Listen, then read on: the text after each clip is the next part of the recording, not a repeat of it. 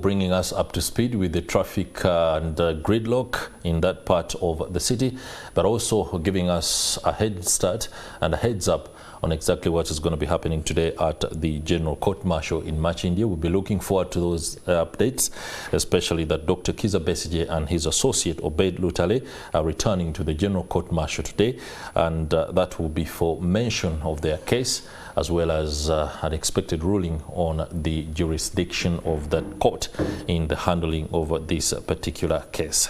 Allow me return to the studio and get underway with our Kickstarter, where we shall be looking at the political landscape and how it's beginning to take shape ahead of the 2026 general election. The latest development is the formation of a new force within the opposition, and that is the Democratic Alliance. We'll be speaking with an official from the new party on what it means for the political space, but most importantly, what it brings on board in as far as shaping the push to oust the national resistance movement from power. Such endeavors have been undertaken before, but there has been always a lack of clarity, competing interests, and in some worst case scenarios, a case of egos where one or two people cannot allow to have another lead the pack, and that's where the problems have been. Welcome to the program, Honorable Mabike, and member of the Democratic Alliance. It's a pleasure to see you. Thank you. I'm so delighted to be here.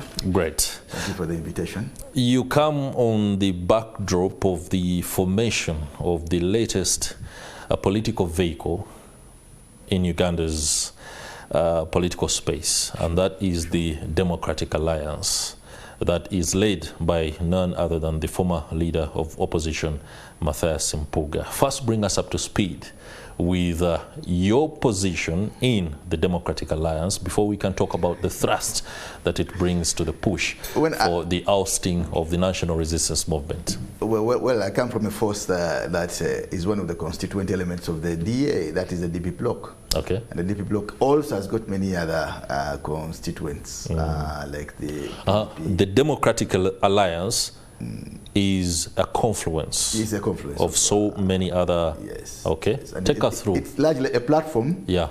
That brings together various forces.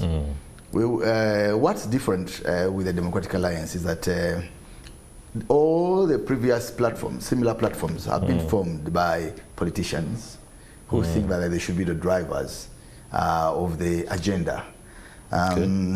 This one is largely formed between politicians and civil society groups and young youth groups, women groups, and we would think that the citizens themselves should be at the forefront of the push for change, push for better Uganda. So there should be a more involvement of this segment. In the previously, politicians could sit together and agree on a formation and then announce it and then move forward. But when you look at our formation, we had less MPs. We have less actors from the we have less known actors. From the known opposition. And we had less big formations. But we had a lot of people coming in as young people, the youth, the women. You saw the musicians, you saw the farmers, you saw, the teachers, the lawyers and all that. So what exactly does that make the Democratic Alliance? A pressure group, a political party, or a vehicle for whoever wants to? We have conceived this platform as a big tent platform. It is a civic organization which should operate as a big tent, a big tree, where everybody is welcome. But that's at one level, because we have faced its grounding. The grounding is structured in such a way that first let us clear, let's level the ground.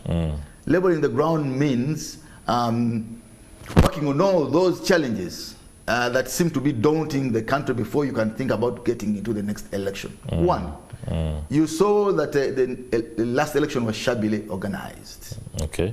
Many young people were arrested. Some people were killed. There was allegation of election rigging. There was a lot of fraud in elections and etc.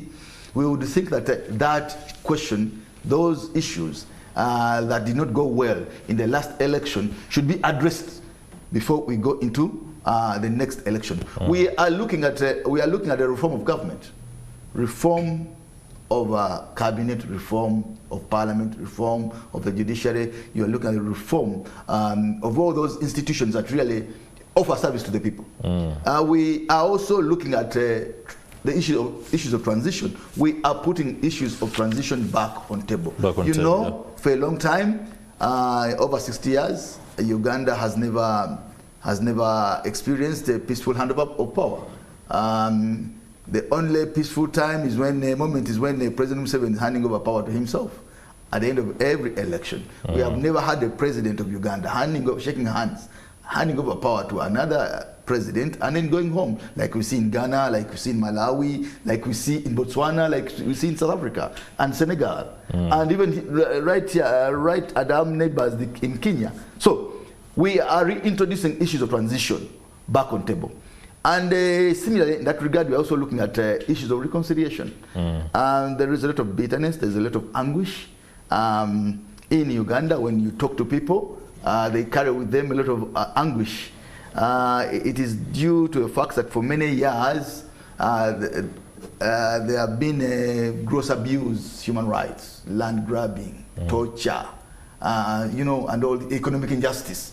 When you talk to the ordinary folks, you'll just observe that bitterness. We would think that there must be a government-led reconciliation program. And why do we think it should be government? It is because that perpetrators must confess to the victims and the victims must be compensated. Now, that is one phase of grounding. The next phase would be where many people want us to be, electoral platform. Are you presenting a candidate, a presidential candidate? Yes, we shall. Are you presenting parliamentary candidates? Yes, we shall.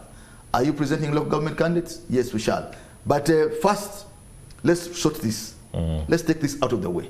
And then we start thinking and planning very concretely on how now we can present ourselves at the next election. Okay, and no doubt as we inch further in the program, I'll be asking the fundamental questions on exactly how it will turn out, especially in light of 2026. But allow me keep to the aspect of attempts to coalesce around a particular mantra ahead of an election and the need to oust, in whichever form reasonable enough. Of course, when I say reasonable, I mean taking up arms isn't.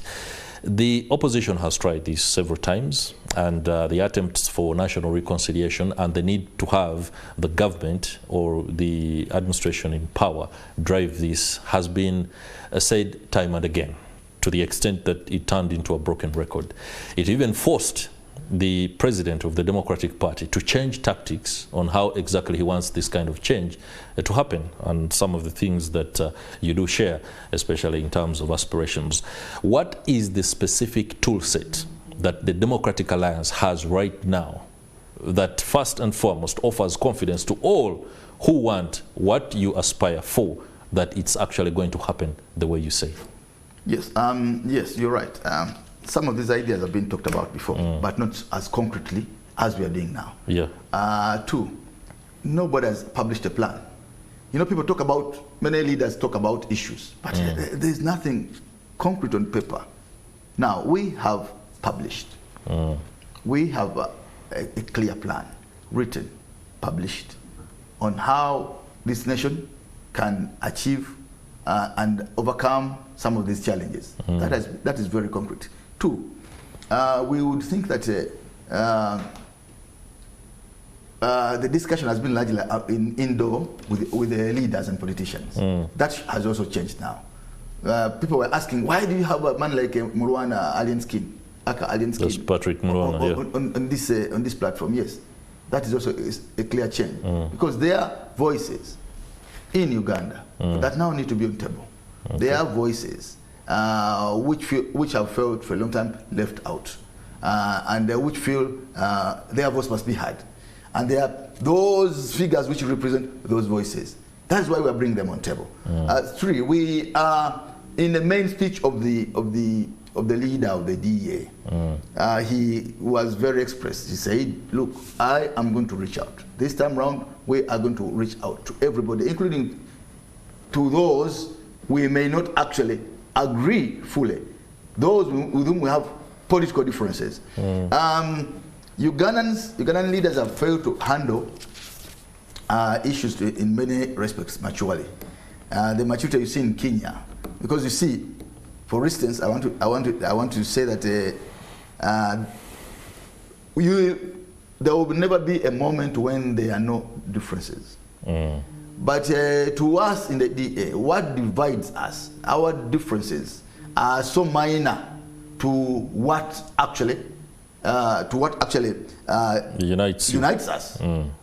What unites us is bigger, because the goal to achieve peaceful transfer of power, the goal to achieve change in Uganda, should unite us more than the petty differences in our internal formations. And I think that's our approach. When you talk about the fact that the ability to coalesce and come together is commonplace in Kenya and not in Uganda, isn't that fundamentally misunderstanding the context within which Kenyan politics plays vis-a-vis the politics that Uganda is entrenched in?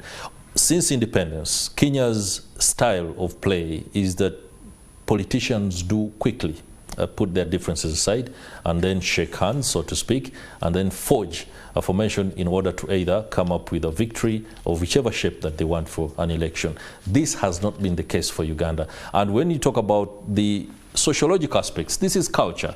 You do not have a culture as politicians in Uganda, especially within the opposition, to actually agree that you can be led.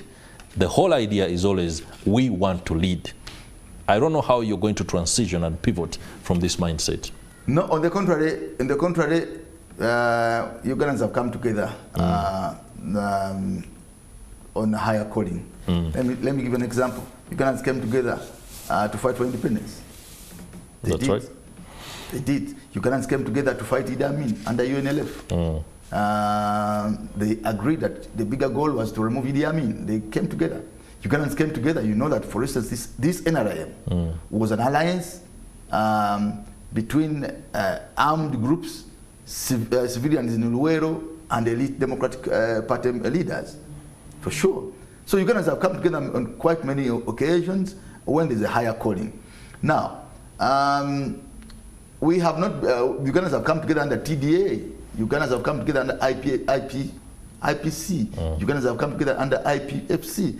When it comes to really bigger causes, I would think that Ugandans have always responded. But now, what happens at the end of the day? There seems to be a tendency, especially from 2005, when political parties were freed, for people to build their own individual formations. Now, right. What is required today, and that has been our argument, is you cannot, no single political party can do the work that Ugandans expect. No single individual has got that capacity. Now, you must... Do you all agree on that? That as entities within the opposition, acting alone, you cannot do what you also want and Ugandans want? That is right, and we have seen it. We gave chance to Dr. Besigye for all those 20 years. You saw what FDC could achieve. We have given chance to Mr. Bobby Wine, and you can see that they cannot go so far. So it is really written on the wall that alone you cannot go far, but together you can maybe achieve much. Now, the point is how to constitute that vehicle, that formation that can bring everybody together. You mentioned about ego. You mentioned about selfish, competing interests. Competing interests. Yeah. You mentioned about rivalry. Now, that is the challenge on how you can build that vehicle that would accommodate those competing interests, that will accommodate ego, that will accommodate personal ambition, and run this agenda forward. But the prospects are bright. I think there is a segment of people inside the opposition that is starting to drive in that direction. to believe that we can now come together on a platform that can push for change, regardless of our personal interest, regardless of our personal ambition, but we work for that broader goal, because all of us cannot be presidents. All right. There will always be one president. All of us cannot be members of parliament. There will always be one person elected as member of parliament. Okay, Honorable Mike Mabike, we are approaching the bottom of the hour. We're going to have to go for a break. When we return, we're going to be asking more questions that should be able to help us understand the workings of the Democratic Alliance, but most importantly, what it offers that is different from any other formation that has been formed before in the efforts to oust the national resistance movement. You're watching Morning at NTV's The Kickstarter segment. When we return, this conversation will continue. 25 minutes to 9 o'clock. I'm glad you're still with us here on Morning at NTV. If you are just joining us, welcome on board. It's the Kickstarter, and we are discussing political coalescing ahead of the 2026 general election. Of course, this comes on the backdrop of the emergence of a new player on the political scene, the Democratic Alliance. That is led by former leader of opposition, Honorable Mathias Mpuuga. With me in studio is a member of the Democratic Alliance, a man who stood hand in hand with Mathias Mpuuga as the Democratic Alliance was being unveiled. Honorable Mike Mabike, we're glad you're with us this morning. The questions we are asking emerge from events over the last 1 week, year, and indeed, like many who are observing Uganda's political space, the last 40 years. Allow me ask, in light of something you hinted on earlier, political differences between leaders. We've seen what appears to be a huge divide, a chasm between Mathias Mpuuga and Robert Kyagulanyi, following the events that include his ouster as leader of opposition that fitted well within the workings of the constitution of the National Unity Platform, and indeed the modalities that are offered by Parliament. Do these two men see eye to eye on what Uganda wants, but do not agree on how, maybe? Take us through what political differences do exist right now between Mathias Mpuuga and Robert Kyagulanyi. Actually, for me, I wouldn't dwell much on those differences. Why? Whatever is happening just speaks a lot about the need for political parties to have mechanisms to resolve internal conflicts in all our formations. That's a very big challenge. That's right. The differences between those two gentlemen you talk about are not new. They have happened before. We saw them in FDC, Besigye Muntu, first phase. We see them now again, Besigye Nandala, Moriat, and this kind of thing. So the challenge is for parties to put in place internal mechanisms to resolve these conflicts. What you're saying, but without these conflicts now spilling out. Now, these differences hold those parties back. They hold the struggle back a lot. And that is why I think it was very wise for Mr. Mpuuga to say, now, no, this is a cutoff point. I end that here. Let me try out some other formation that should move us forward. Should move us forward. Yes. No doubt, Mathias Mpuuga and everyone who agrees with the line of thought to create a new political vehicle is, of course, acting within their right. Yeah. As politicians, as leaders, as Ugandans. But let's talk about the need for formation of this in light of the differences that emerged when he was ousted as leader of opposition and appeared to fundamentally disagree with the National Unity Platform on the handling of the 500 million Uganda shillings that was extended to him as a thank you. Does this mean that it's until everyone agrees with you that you can agree with other people? Should it be a case of I'm always right? Can't somebody be wrong and agree that they are wrong and then seek to work within the settings that are available in order to push for any one political agenda? Does it necessitate to create a new vehicle simply because you've disagreed on a matter as well clear as the 500 Uganda million shillings? The DA has nothing to do with NUP. The DA has everything to do with NUP. Has nothing to do. Why? Let me tell you why it has everything to do with the NUP party.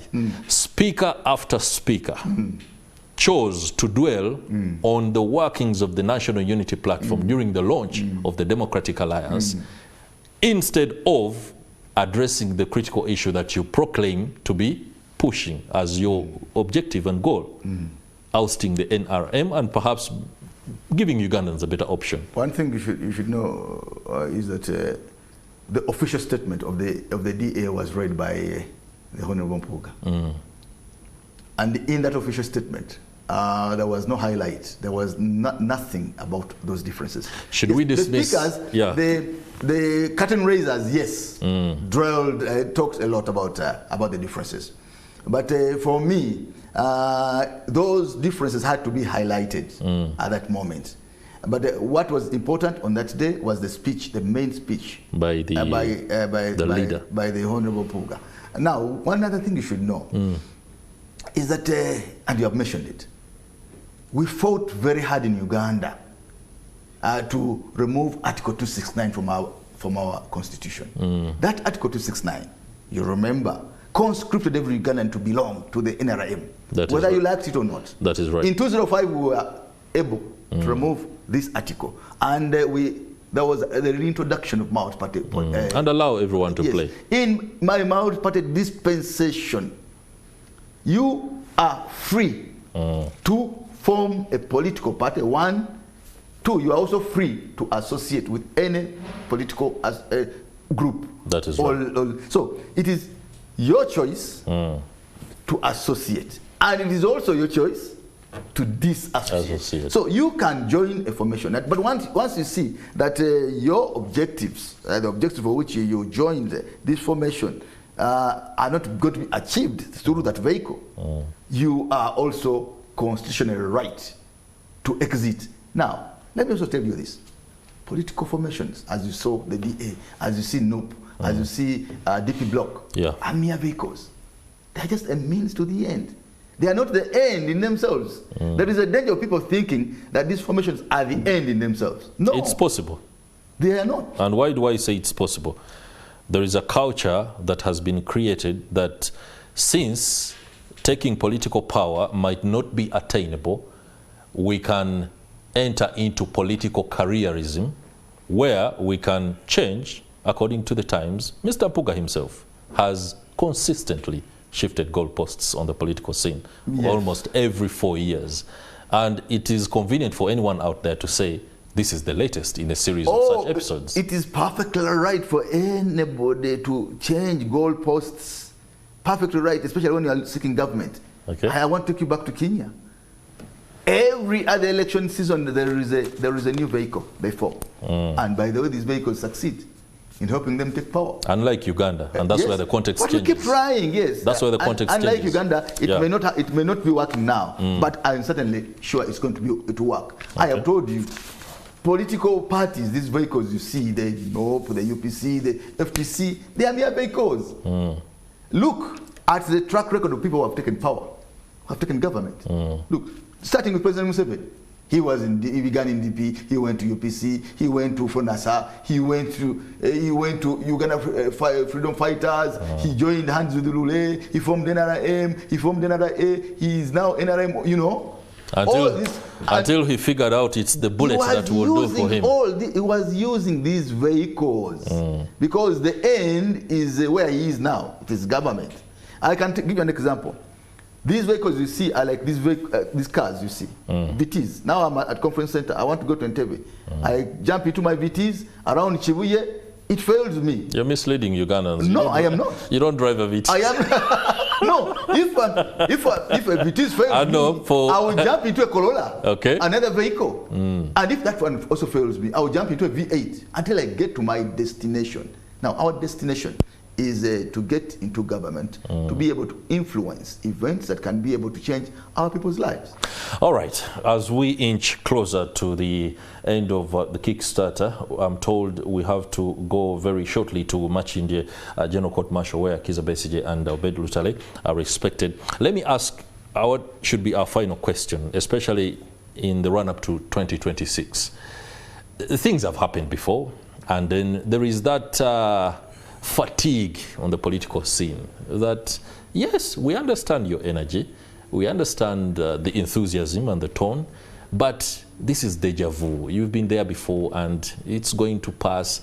The enormous power that the national resistance movement is able to execute in first and foremost ensuring that you do not work pretty well as the opposition is evident. And many of you as politicians conveniently play this card where you are acting at some point with the NRM, and then when the cameras are with us, we speak and very flamboyantly about the need to dislodge the national resistance movement. Where do you stand? No, you know, and that's a danger also. You know, when people fail to explain, they find simple answers. Explain to us. Yes, they find. Take us out of our dilemma. Let me tell you this: they find simple answers. Whenever such differences have occurred, people have found simple answers. I want to take you back to the FDC when Muntu was about to exit. When Muntu was about to exit the FDC group, instead of really sitting down with Muntu and really trying to sort out things, they said, this man is a mon. Today, no single actor wants to do an activity without Muntu. But you say this man was a mon. You see? Now, let's go back to another. I will give another incident. Ken Luchams. When forces wanted to have him out of Rubaga South, they brought a narrative that, you know, Luchams is now a Mukodomi of Mr. Museveni. That Mr. Museveni's son now married Luchams' daughter, and he has even constructed them a house. That narrative really brought a lot of chaos and actually brought down Luchams' fortunes. Now, that is a danger in opposition, that when you disagree with somebody, he brands you. He brands that, no, this person is working for Museveni. But at the end of the day, when everything comes to, everything cools down, he's the first one to associate. So I want to discourage that talk, that when I have a difference with you, then I must be working for Museveni, I must be working for government. I think that's cheap talk. So how would you explain Norbert Mao's scenario? Oh, that was open. She walked into State House, she signed an agreement, brought the light, she got a position. And took away any question to the fact that he was... There is no doubt. Yes, he's openly working. Would we be wrong as Ugandans to fear that other politicians might be acting and wanting to do an Norbert Mao? I can't speak for speak for everybody, but I can speak for the DA. For the DA. The DA has got nothing to do with the NRM. It's got nothing to do with Mr. Museveni. The DA is made up, comprised of seasoned actors who have been at this game for a long time and who have begun several initiatives, including People Power, DP Block, and the NUP. Okay, Honorable Mathias Mpuuga will be standing for president in 2026 as leader of the Democratic Alliance. We are not yet there. You're not yet there. But he has got all that potential. Okay. Yeah. Honorable Mike Mabike, many thanks, member of the newly formed Democratic Alliance, as the political landscape begins to take a very interesting shape ahead of the 2026 general election. Let me now go to Stephen Mbide, who is standing by at the General Court Martial in Machindye, where retired Colonel Dr. Kizza Besigye and Obed Lutale are expected to appear for mention of their case, as well as a ruling on the jurisdiction of the court martial to handle the case.